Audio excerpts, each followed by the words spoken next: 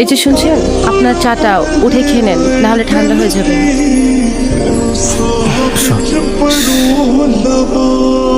আমার শুধু চা না, সাথে সিগারেটও লাগে। কিন্তু সিগারেট তো খারাপ ছেলেরা খায়। আমি তো খারাপ ছেলে।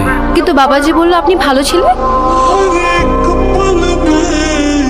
এখন থেকে এই বাসায় থাকতে হলে আমার কথা মতো চলতে হবে। এখন থেকে আপনার সিগারেট খাওয়া বন্ধ।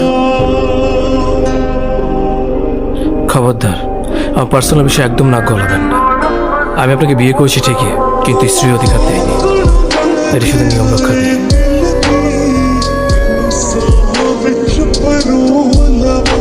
তুমি প্লিজ এরকম করো না, প্লিজ। যাও তো, পা ছাড়ো। যেদিন কোনো কিছু করতে পারবা সেই দিন তোমার এই চেহারা নিয়ে আমার সামনে আসবা। তার আগে কোনোদিন তোমার এই চেহারা আমাকে দেখায় না। দেখো, তুমি এরকম করো না। আমি তোমাকে অনেক ভালোবাসি, একটু বোঝার চেষ্টা করো প্লিজ। জীবনে একবারই একজনকে বলেছিলাম, তোমার পায়ে পড়ে আমাকে ছেড়ে যেও। সে শোনেনি।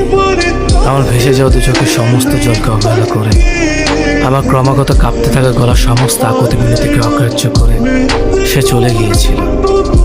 ওই ঘটনার পর আমি বুঝতে শিখেছি, যারা চলে যেতে চায় তাদের চলে যেতে দিতে হয়।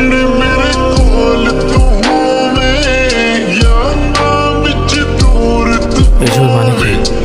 কই, কোনো মানে নেই তো। আপনারা বললেন বাসায় সিগারেট খাওয়া যাবে না, আবার আপনি সিগারেট এনে দিলেন যে। ওসব আপনি বুঝবেন না। আমি অনেক ভেবে দেখলাম, আমি যদি আপনাকে সিগারেট খেতে বাধা দিই, কোন দিন যেন আপনি আবার বলে বসেন আমি আপনাকে বিয়ে করেছি ঠিকই, কিন্তু স্ত্রীর মর্যাদা দিই।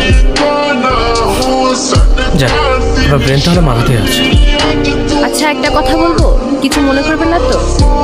জি, আমি কিছু মনে করবো, বলার দরকার নেই। আচ্ছা, করলে করেন, তবু বলি,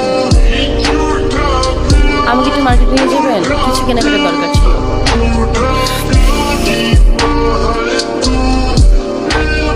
ঠিক আছে, কিছুক্ষণ পরে নিয়ে যাবো।